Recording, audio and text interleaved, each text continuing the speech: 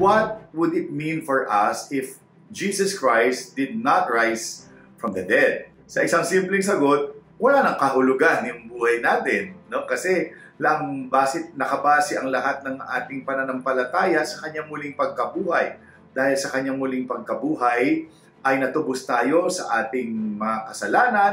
Dahil sa kanyang pagkabuhay, nagapi ang lahat ng uri ng kamatayan, at yun din ang inaasahan natin, no, na pagdating ng panahon na pag tayo ay namatay na, muli tayong mabubuhay kay Kristo. So, nandun nakabase ang ating buong pananampalataya na bagamat siya ay pinatay, nagpagtagumpayan niya ang kamatayan at ang kasalanan. At saka sa tingin ko, kung hindi nabuhay muli si Jesus sa kamatayan, parang walang pinagkaiba yun doon sa mga napakaraming dumating na ibang propeta na namatay, tapos pagkamatay nila, wala na, no? Wala na. Pero si Jesus, dahil nga unang-una, sinabi niya na siya ay anak ng Diyos, siya ay Diyos, di ba? Na walang ibang propeta na nag-claim noon, maliban si Jesus lamang, no? At yung kanyang sinabi na yon ay napatunayan at naging totoong-totoo dahil sa kanyang muling pagkabuhay,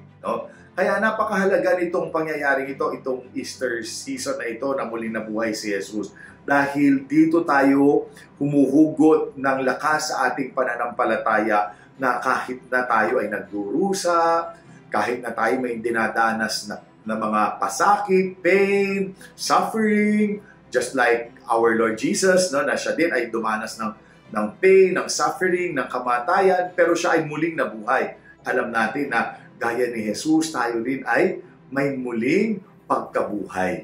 At nandun yung kagandahan ng ating pananampalataya na hindi natatapos ang buhay dito sa mundong ibabaw. Kung tutuusin, temporary lang talaga tayo dito.